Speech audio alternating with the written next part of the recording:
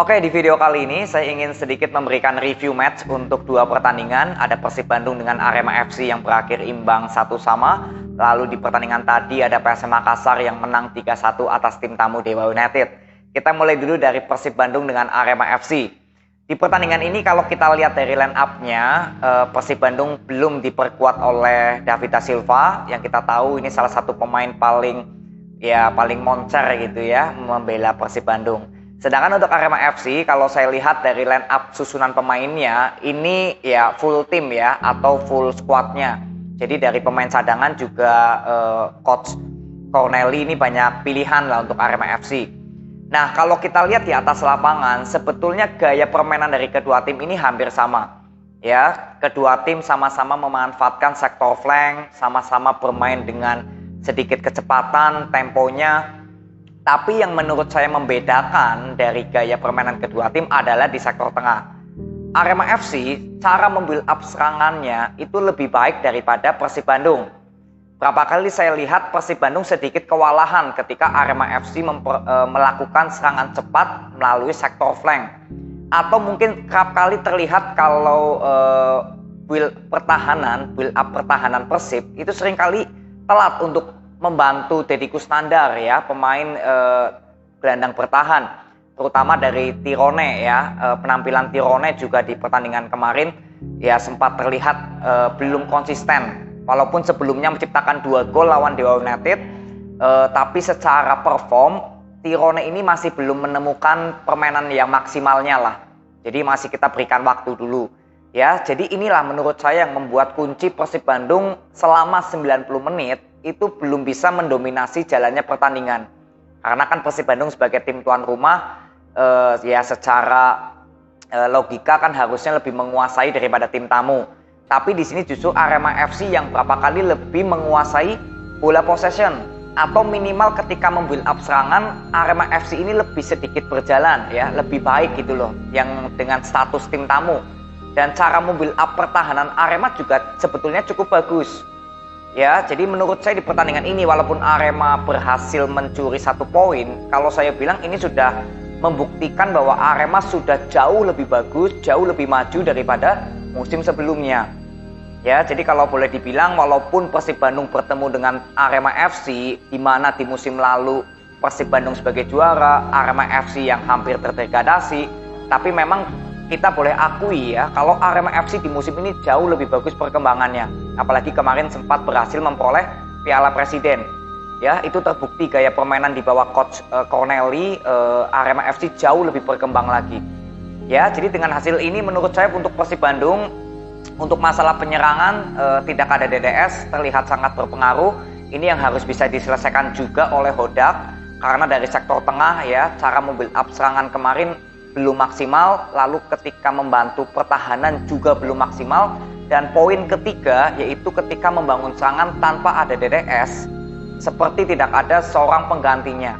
Nah, ini semoga Coach Hodak bisa mencari solusi bagaimana caranya agar sektor sayap ya, terutama di bagian kanan gak terlalu banyak mengandalkan sektornya Ciro, ini bisa sama-sama hidup ya. Beckham Putra walaupun main di babak kedua menit 84 terlihatlah lebih hidup lagi di sektor kanan Persib.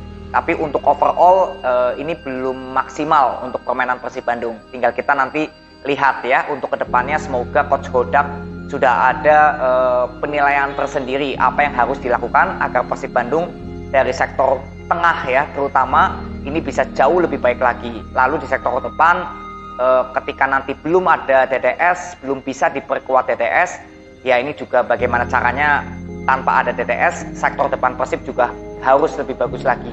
Ya, karena Dimas Derajat kemarin sudah berhasil menciptakan gol. Jadi ini bukti kalau Dimas Derajat juga adaptasinya cukup bagus bersama Persib Bandung. Jadi tetap semangat ya untuk Persib Bandung walaupun mendapatkan 1 poin. Karena jelas Arema FC juga tampil sangat luar biasa walaupun statusnya tim tamu. Saya bilang Arema ini sudah cukup bagus kualitasnya. Sejauh ini saya bilang cukup konsisten. Tinggal kita lihat nanti sejauh mana Arema FC terus bisa memainkan gaya permainan yang seperti ini. Karena ketika membangun pertahanan, membangun serangan, ya saya bilang Arema sudah terlihat lebih kompak.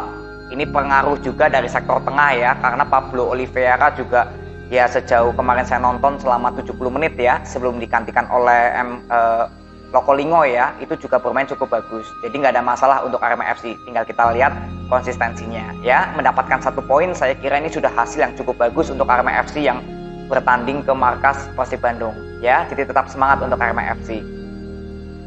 Lalu pertandingan tadi ya, ada PSM Makassar dengan Dewa United. Di sini PSM Makassar kembali lagi menciptakan 3 gol karena di pertandingan sebelumnya PSM Makassar juga sempat ya menciptakan 3 gol ketika menghadapi Persis Solo. Nah, sebetulnya kalau saya bilang hampir sama seperti review pada saat PSM Makassar bertemu dengan Persis Solo. Saya mengatakan kalau PSM Makassar ini secara level permainan, kalau saya bilang ini belum maksimal. Belum maksimalnya bagaimana? Yaitu dalam segi membuild up serangan. Berapa kali saya lihat di babak pertama ya, atau mungkin di babak kedua hingga akhir, bagaimana cara membuild up serangan PSM itu seringkali masih belum terlihat adanya kreativitas atau boleh dibilang sedikit monoton. Karena di babak pertama PSM Makassar hampir menguasai build up serangan dari Victor Luis, hampir dari sektor kanan ya, yang di situ ada Ricky Pratama, hampir belum terlalu terlihat berjalan maksimal. Jadi artinya untuk serangan PSM dari sektor flank ini masih belum terlihat merata. Lalu yang kedua sektor tengah, berapa kali PSM Makassar banyak melakukan kesalahan passing. Nah ini juga harus diperhatikan karena Dewa United walaupun diperkuat oleh pemain-pemain yang bagus seperti Messi Doro, Egy Maulana Fikri, lalu Ricky Kambuaya, Marukawa, Dewa United juga ini belum bisa kompak ya dengan pemain-pemain yang mewah datang. Dewa United juga levelnya ini belum terlihat maksimal. Jadi mungkin ya di satu sisi PSM Makassar walaupun bisa menang 3-1 ya, tapi secara keseluruhan bertemu dengan tim Dewa United ini juga tim musuhnya belum terlalu kuat secara skema. Jadi inilah yang harus diperhatikan menurut saya untuk PSM Makassar, harus secepatnya untuk Bernardo Tavares bisa mengevaluasi bagaimana membuild up serangan ini biar sektor tengahnya jalan.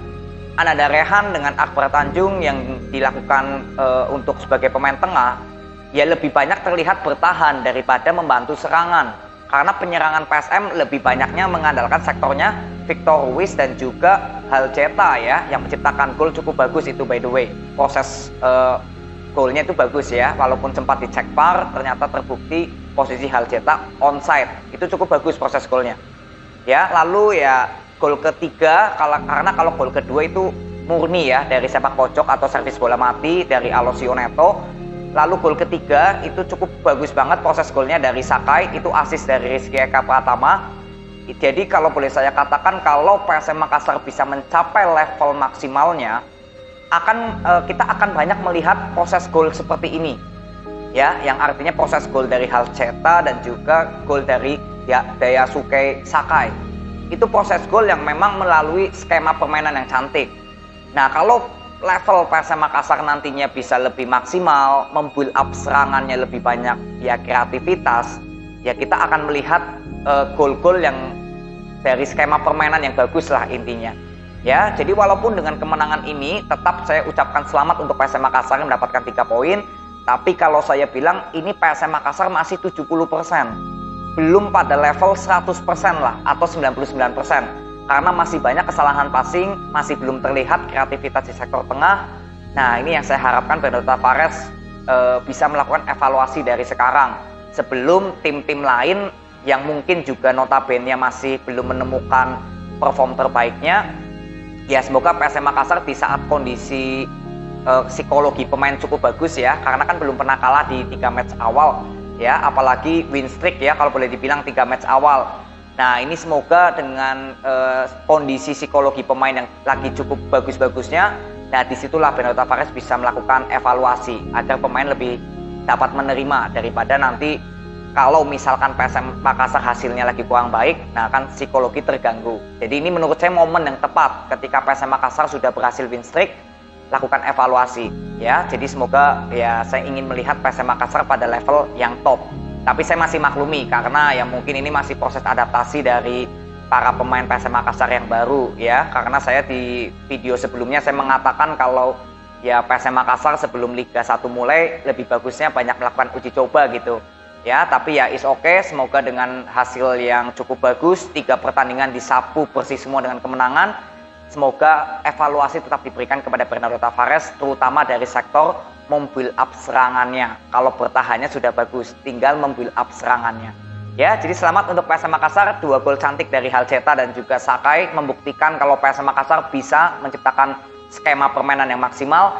Jadi kita akan tunggu bagaimana konsistensi dari Bernardo Tavares terhadap permainan PSM Makassar. Terima kasih, video ini semoga bermanfaat untuk kalian. Sampai ketemu di video berikutnya. See you.